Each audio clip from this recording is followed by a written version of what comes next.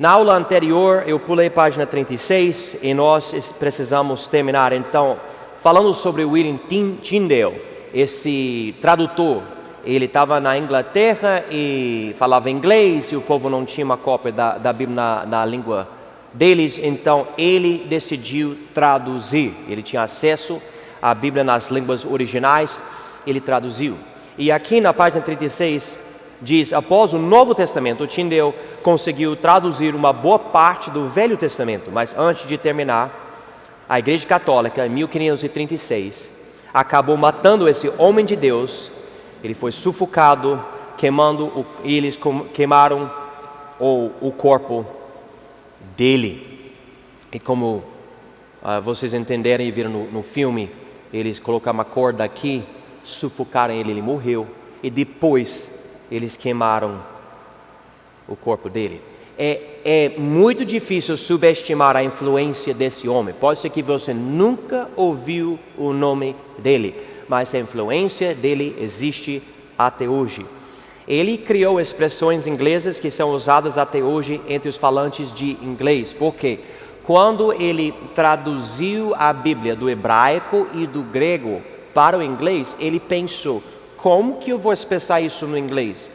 E quando ele escolheu a tradução, ficou na Bíblia, o povo leu isso, memorizou as palavras que ele escolheu, e essas palavras entraram na língua do povo. Então há coisas que nós que falamos inglês, falamos até hoje. Ele também, através da forma de traduzir a Bíblia, estabeleceu um ótimo padrão. Hoje tem nem sei quantas traduções da Bíblia, e muitas pessoas aproveitam o estilo que ele seguiu. E ele fez várias coisas interessantes. Além de procurar pegar o melhor sentido das palavras e das frases, também ele gostava de usar a variedade de palavras na língua inglesa. Então, por exemplo, vamos dizer que no grego tem uma palavra que em inglês você pode expressar com várias palavras. Ele não se prendeu com uma palavra, ele usava a variedade de palavras, e você pode concordar com ele ou discordar dele, mas é o que ele fazia, e até hoje nós vemos isso. Eu noto que pessoas hoje estão querendo pegar a colocação mais forte cada vez. É outro estudo, outra coisa interessante. Ele foi essencial para o crescimento da igreja na Inglaterra e em vários outros lugares do mundo. Como? Porque quando o povo tem uma cópia da Bíblia na sua língua, o povo um dia, pode levar anos, mas um dia o povo começa a se interessar com a obra missionária. O povo diz: nós temos a verdade e há povos que não têm, e coloque em você um desejo para transmitir a palavra. Por que uma pessoa vai sair do seu país e ir para outro país com o evangelho, quando a vida muitas vezes é mais sofrida do que ficar no seu próprio país? Porque você tem algo dentro de você que outros não têm. E é difícil simplesmente ficar assim: tá bom, eu vou para o céu, espero que os povos da terra vão para o céu também. Não, é difícil isso. Então você quer ajudar. Por causa da tradução, isso foi implantado nos corações do povo. Foi calculado que a versão mais usada e conhecida da Bíblia em inglês, a versão King James, é 84% de Tyndale no Novo Testamento e 76% no Velho Testamento. Então, por causa da tradução da Bíblia dele e por causa dos outros que nós analisamos esses dias, a Europa especificamente ficou numa situação perfeita para a reforma protestante, que ia impactar e dividir até a Igreja Católica, que dominava a região. Então vamos para a página 37. Nós estamos vendo como nas 7 igrejas que receberam cartas de Jesus no livro de Apocalipse, existe uma boa linha de tempo da história da igreja. Então, a igreja de Sardes representa os anos 1500 até 1700. Nessas aulas, eu não estou focando tanto na profecia, eu estou focando mais nas ideias, mas mesmo assim, vamos ler versículos de 1 a 6 no Apocalipse, que está aqui na folha. Então Jesus escreveu para essa igreja aqui no Apocalipse 3, 1 a 6. E ao anjo da igreja que está em Sardes, escreve: isso diz o que tem os 7 Espíritos de Deus e as 7 estrelas. Conheço as tuas obras, que tens nome de que vives e estás morto. Sê vigilante e confirma os restantes que estão para morrer, porque não achei as tuas obras perfeitas diante de Deus. Lembra-te, pois, de que tens recebido e ouvido, e guarda-o e arrepende-te. E se não vigiares, virei sobre ti como um ladrão, e não saberás que horas sobre ti virei. Mas também tens em Sardes algumas poucas pessoas que não contaminaram suas vestes, e comigo andarão vestidas de branco, porquanto são dignas disso. O que vencer será vestido de vestes brancas, e de maneira nenhuma riscarei o seu nome do livro da vida, e confessarei o seu nome diante de meu Pai e diante dos seus anjos. Quem tem ouvidos, ouça o que o Espírito diz às igrejas. Então, em versículo 4 da profecia, diz aqui: mas também tens em Sardes algumas poucas pessoas que não contaminaram suas vestes. Então, a maioria tem problemas. Maioria já foi para, vamos dizer, o Egito ou para a Babilônia. Mas tem algumas pessoas, poucas pessoas, um tipo de remanescente, um grupo que não quer continuar nesse caminho para o mal, e ele foca nesse grupo. Interessantemente, a palavra Sardes, o nome dessa cidade onde ficava essa igreja, quer dizer remanescente. E quando você considera esse período da igreja, da reforma protestante, tinha gente que disse: eu não quero continuar nesse ritmo da igreja católica, está muito errado, estamos indo para o buraco, tanta falsa doutrina. Na época, irmãos, a igreja católica estava até dizendo: você pode dar dinheiro para a igreja, dar dinheiro, moedas, e nós vamos vender para você algo chamado uma indulgência. E com esse documento, você pode diminuir o tempo que ou você ou seu parente vai passar no purgatório. Purgatório, um outro ensino falso da igreja católica, que diz que antes de poder ir para Deus no céu, você tem que ser castigado em algum tipo de inferno que não é o inferno, tem fogo e tudo. E muita pessoa ficava bem preocupada: eu não quero ir para esse lugar, e se eu conseguir ajudar meu parente, o povo não tinha conhecimento bíblico, então o povo dava dinheiro. Há uma igreja bem grandona por lá, pelo menos uma, eu estava lendo sobre isso, que existe por causa desse dinheiro que o povo dava para passar menos tempo em purgatório. Você já parou para pensar como a igreja católica conseguiu até seu próprio país dentro da Itália, a cidade vaticana e os prédios enormes e todo esse dinheiro? Porque esse engano, dá dinheiro e isso vai ajudar você espiritualmente. Que falsidade! Biblicamente você dá dinheiro por quê? Porque você quer ajudar a sua igreja. Por exemplo, quem paga pela energia, quem paga para ter ar-condicionado, cadeiras, ou microfones, seja o que for, alguém tem que ajudar. Eu vou ajudar a minha igreja. Mas eu não dou dinheiro, não dou meu dízimo em oferta para ganhar um lugar no céu, ou para evitar tempo no purgatório. Isso é errado, não existe na Bíblia, não existe. Mas infelizmente a igreja católica estava até ensinando isso, e tinha, como se chama, um título do tipo de pessoas, mas essas pessoas que estavam vendendo indulgências, eles até falavam, nessa época: você nem tem que ter arrependimento no seu coração por causa dos seus pecados. Se você comprar indulgência, isso já é suficiente. Você pode continuar a querer esse erro, buscar esse erro, seja o que for, mas se você pagar, você está bem. Então, que coisa, né? E Martinho Lutero, ele ficou louco por causa disso. Mas, enfim, é o que aconteceu. Você acha que as coisas hoje em dia nas igrejas são loucas?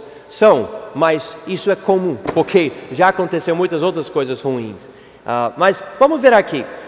1500 a 1700, descrição dessa cidade de Sardes, era a capital do distrito da Lídia, ficava em cima de um morro alto, 80 quilômetros para o leste de Esmirna e 48 quilômetros para o sudeste de Tiatira. Sua posição levou o povo a se sentir seguro e protegido. Descrição profética. Essa cidade é o que? A igreja da Reforma. Esta era... começou com a tentativa de Martinho Lutero reformar a Igreja Católica Romana em 1517. O remanescente que saiu da Igreja Católica caracteriza a situação da igreja durante esta época. Infelizmente, essas igrejas reformadas continuavam o casamento com o Estado e se tornaram mortas espiritualmente. Tinha uma versão do cristianismo sem Cristo. Eu já falei isso para vocês várias vezes. Eu protesto a Igreja Católica.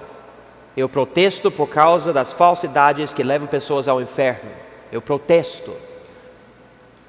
Mas eu não sou protestante. Eu sou batista. Por que eu digo isso? Porque infelizmente até as igrejas protestantes perseguiam os batistas e matavam batistas e pessoas semelhantes aos batistas, porque os batistas não queriam nem reformar a igreja católica, eles não queriam fazer parte da católica. E esses, como Martinho Lutero e João Calvino, etc., eles não queriam abandonar a ideia da igreja ter poder político no país. Então, para esses homens, esses protestantes, os anabatistas e batistas e outros, eles eram um praga, um problema, porque eles estão causando mais divisão ainda. Na verdade, Martinho Lutero causou uma divisão enorme, mas ele não queria divisão. Ele queria reforma, mas os batistas, eles queriam separação mesmo, porque eles não queriam fazer parte da igreja católica. Para os batistas era totalmente errado o sistema inteiro. Então, quando você estuda a reforma protestante, você pode ficar feliz que pessoas começaram a enxergar a verdade sobre a salvação e os erros ensinados pela igreja católica, mas ao mesmo tempo, infelizmente, Martinho Lutero e João Calvino e Ulrico Zwingli e outros, eles não fizeram tudo, eles não fizeram o suficiente, eles queriam ficar com algumas coisas da igreja católica. Então, vamos continuar aqui e ver um resumo desse período. A Europa começou a mudar. O movimento transformador chamado o Renascimento trouxe as suas influências na arte, na arquitetura e no aprendizado dos povos da Europa. Em 1440, Johannes Gutenberg contribuiu fortemente para o movimento quando desenvolveu e apresentou um sistema mecânico de tipos móveis que deu início à revolução da imprensa. Essa invenção extraordinária transformou o mundo e abriu a porta para a transmissão rápida de pensamentos. Lembro que William Tyndale usou uma coisa para poder imprimir páginas e Martinho Lutero aproveitou isso também, e eles têm as letras, eles organizam as letras para formar uma página, e daí você pode empurrar e a tinta fica na folha, você levanta e você pode ficar imprimindo essa folha, em vez de escrever à mão, um manuscrito escrito à mão, que demora muito. Agora você pode tirar, organizar as letras de novo para formar outra página, e você faz de novo, e de repente, literatura espalhou de um lado para o outro lado da Europa. Povo que estava sem conhecimento, agora tem livros inteiros ensinando sobre a política, sobre a ciência, sobre a Bíblia. Inclusive, o primeiro livro imprimido nessa imprensa, nessa máquina do Johannes Gutenberg, foi a própria Bíblia. Então, Deus decidiu usar esse sistema para espalhar as coisas. E quando o povo começou a ler e aprender, você sabe como que conhecimento é poderoso. Você, uau, não sabia disso, isso me afeta, isso me muda. Não, eu não vou fazer isso, porque agora eu sei disso e tudo. Imagina um povo que não tinha conhecimento de muita coisa e de repente tem literatura, tem livros, iluminação. E isso tudo na época do Renascimento.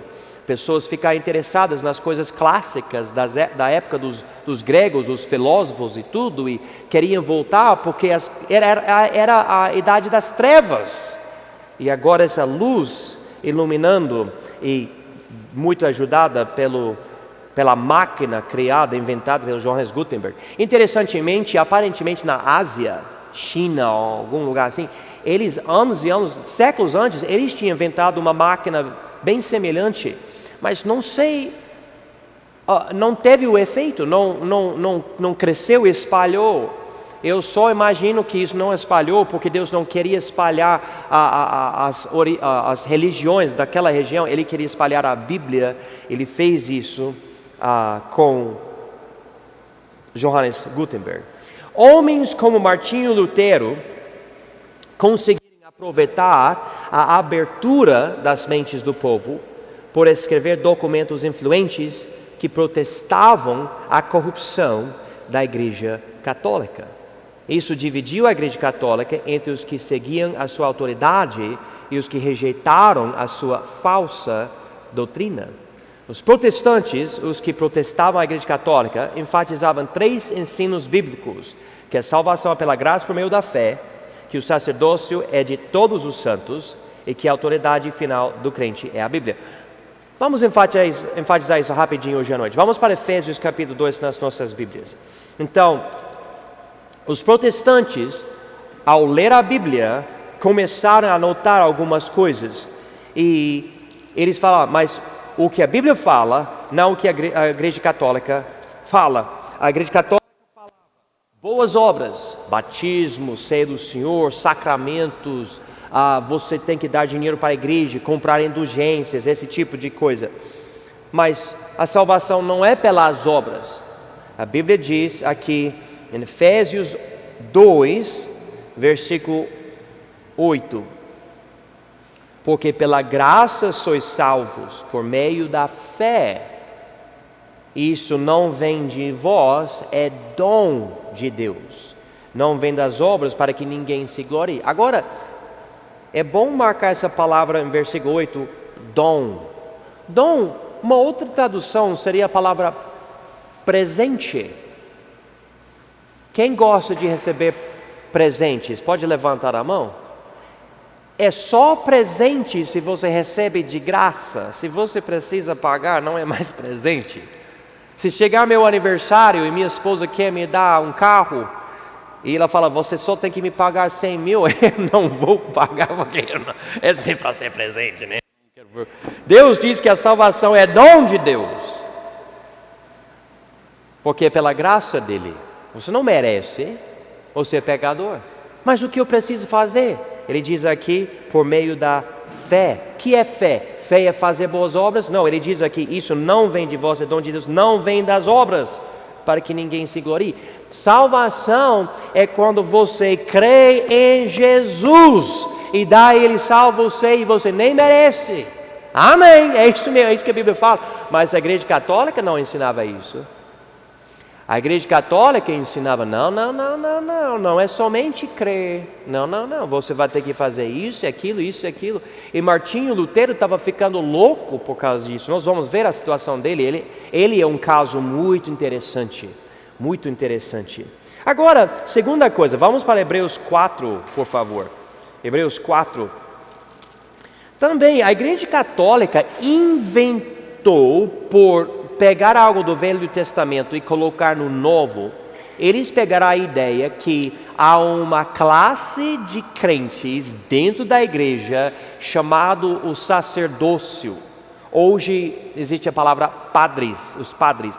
Eles são sacerdotes, um povo elite que você vai para esse povo, você confessa os seus pecados e esse povo pode até trazer o perdão de Deus para você. Então são mediadores entre você e Deus, etc. Só que a Bíblia diz em Hebreus 4, versículo 14: visto que temos um grande sumo sacerdote, Jesus, Filho de Deus, que penetrou nos céus, retenhamos firmemente a nossa confissão. Porque não temos um sumo sacerdote que não possa compadecer-se das nossas fraquezas, porém um que, como nós, em tudo foi tentado, mas sem pecado. Cheguemos, pois, com confiança ao trono da graça, para que possamos alcançar misericórdia e achar graça, a fim de sermos ajudados em tempo oportuno. Aqui diz, o nosso sumo sacerdote não é um cara da Igreja Católica, é o próprio Senhor Jesus Cristo. E quando Ele morreu por nós, Ele abriu o véu. Lembra o que aconteceu? No templo judaico, Deus se separou do povo com um véu grandão. Mas quando Ele morreu na cruz, a Bíblia diz que de cima para baixo, não de baixo para cima, mas de cima para baixo, o véu rasgou, assim, mostrando para todos nós, Deus abriu o caminho para Ele. Então eu não preciso ir para um cara. Às vezes as pessoas vêm para mim, pastor, por favor, ore por mim. E eu falo, tá bom, vou orar por você, mas você sabe que você também pode orar. Tipo, não é somente eu. Eu não sou seu sacerdote, eu sou um pastor, mas eu não sou padre.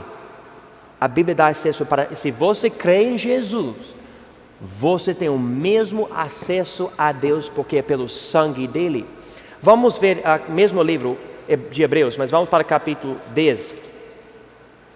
Hebreus 10, versículos 19 a 22.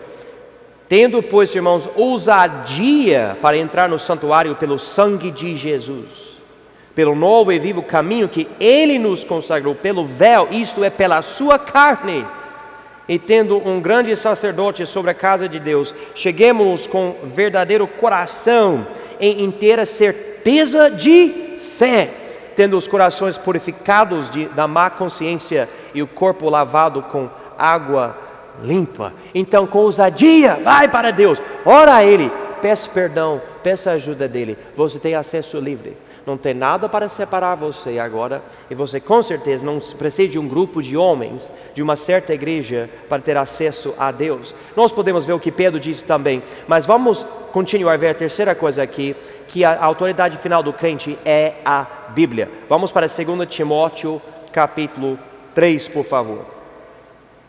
2 Timóteo 3, versículo 15, diz: e que desde a tua meninice sabes as Sagradas Escrituras. Deixe-me só enfatizar algo aqui para vocês. Paulo disse que esse rapaz, quando ele era um menino, muito novo, ele já tinha conhecimento da Bíblia, as Sagradas Escrituras. A Igreja Católica ensinava, não, somente a pessoa madura, adulta, tipo professor na universidade ou um padre, ele pode ler a Bíblia. Mas Paulo diz para esse cara, você conheceu desde a sua infância? O oposto do ensino da Igreja Católica. Mas ele diz, desde a tua meninice sabes as Sagradas Escrituras, que podem fazer-te, olha aqui, sábio para a salvação pela fé que há em Cristo Jesus. Então, com a Bíblia nós temos a capacidade de conhecer a salvação. Daí ele continua, versículo 16, toda a Escritura é divinamente inspirada e proveitosa para ensinar, para repreender, para corrigir, para instruir em justiça. Versículo 17, para que o homem de Deus seja perfeito. Perfeito, a palavra no grego quer dizer completo. Você não tem buracos, você é um ser completo. E perfeitamente instruído para toda a boa obra. Olha aqui, toda a boa obra, perfeitamente, perfeito. Versículo 16, toda, porque ele usa essas palavras superlativas, essas palavras tão fortes que tipo dizem 100%, 100%, 100%, 100%, porque a Bíblia é suficiente. Você não precisa de mais nada. Você não precisa de uma igreja ou de uma pessoa que recebeu uma nova revelação para interpretar a Bíblia, você precisa ler ela, você precisa estudar ela, você precisa passar tempo com ela. Eu sei, a Bíblia diz em Efésios 4 que Deus deu para a igreja pastores e doutores e outros para ajudar, e eu existo para ajudar, eu posso guiar, mas eu sou falho, eu posso dar para você algo errado, existe a possibilidade. Então nós podemos aproveitar o nosso pastor, mas o nosso pastor não é o Espírito Santo. Você nunca deve adorar o pastor, você deve adorar a Jesus. E daí você vem para mim como seu guia e eu tento ajudar você, mas afinal de contas diz aqui que toda a Escritura é o quê? Divinamente inspirada e proveitosa para fazer todas essas coisas, para que o homem de Deus seja perfeito e perfeitamente instruído para toda a boa obra. Você fala, eu quero fazer a obra de Deus, eu quero servir a Deus. Então vou dizer o que você precisa. Você precisa da Bíblia no seu coração. É isso que você precisa. Tem que ler a Bíblia todo dia, estuda ela, passe tempo com ela. Todo dia. Então, esses protestantes, em 1500, chegaram a essa conclusão. A Igreja Católica ficou corrupta,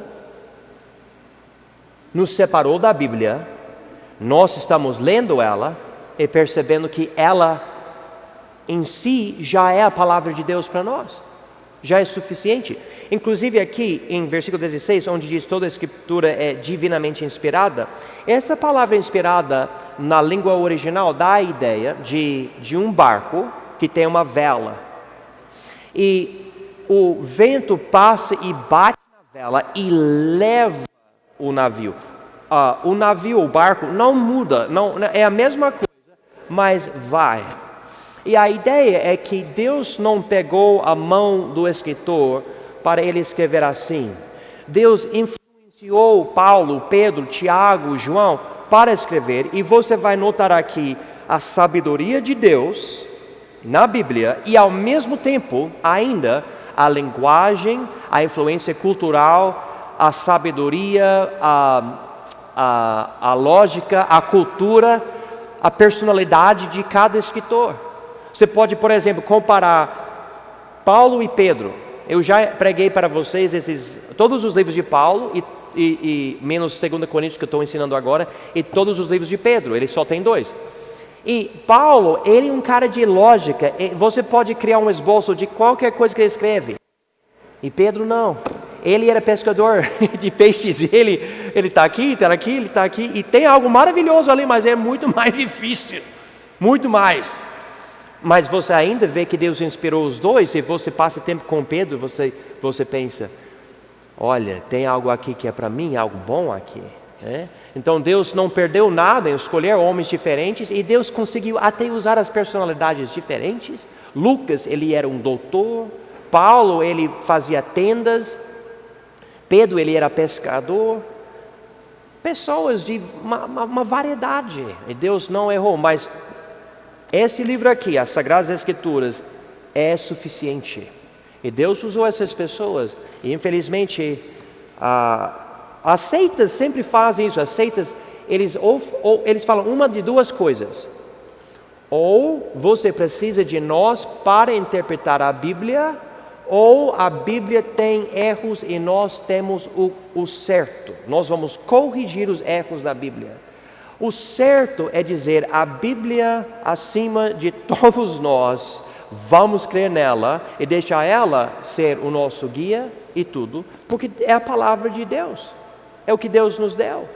E daí, se eu falar algo errado, você pode olhar na Bíblia e falar, olha, mas o pastor disse isso, mas a Bíblia diz isso. E você pode confiar na Bíblia.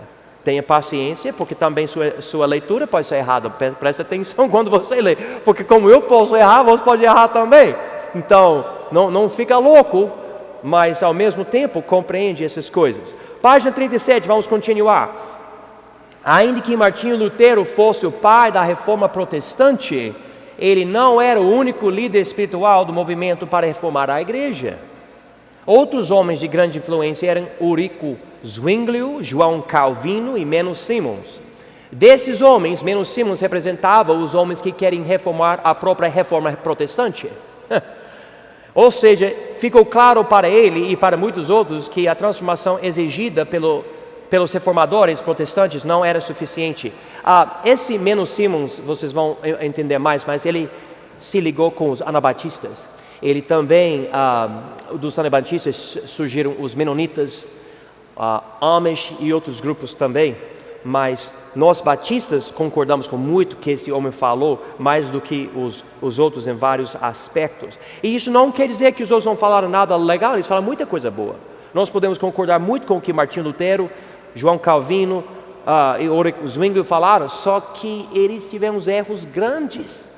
Então, especialmente quando eles queriam matar batistas, não acho muito legal isso não. Então, eu não vou concordar com isso, porque eu sou batista, então não acho muito legal. Mas vamos continuar. A reforma então, onde eu estou aqui? A reforma então criou um terceiro ramo da igreja e liberou o quarto. Já existia a igreja católica e a igreja grega ortodoxa. Agora, na Europa, a igreja protestante nasceu e as igrejas dos anabatistas e outros povos perseguidos começaram aos poucos a se estabelecer. Ainda que esses grupos menores fossem perseguidos, até pelos protestantes, esse movimento ajudou. Esse quarto ramo, porém, não foi perseguido somente pela igreja católica, mas também pela igreja protestante. Bom, hoje existe o luterismo, o calvinismo, o anglicanismo e a Sociedade dos Amigos, os Quakers, como o resultado da reforma protestante. Cristóvão de Colombo chegou nas Américas em 1492, então alguns anos antes do início da reforma protestante, porque o início... Alguém pode me dizer qual é o ano que marca o início da reforma protestante? 1517. Então, Cristóvão de Colombo chegou nas Américas em 1492. O catolicismo não conseguiu dominar o Novo Mundo do jeito que dominava a Europa por causa da reforma protestante. Hoje, ainda que a maior parte da América do Sul seja católica, a porcentagem está diminuindo e na América do Norte não é nem a maioria. Nos Estados Unidos eu sei que a Igreja Batista é a maior denominação. Eu sei que aqui na América do Sul a Igreja Católica ainda é a maior coisa aqui, só que está perdendo força com cada ano, principalmente por causa dos pentecostais, mas está perdendo força.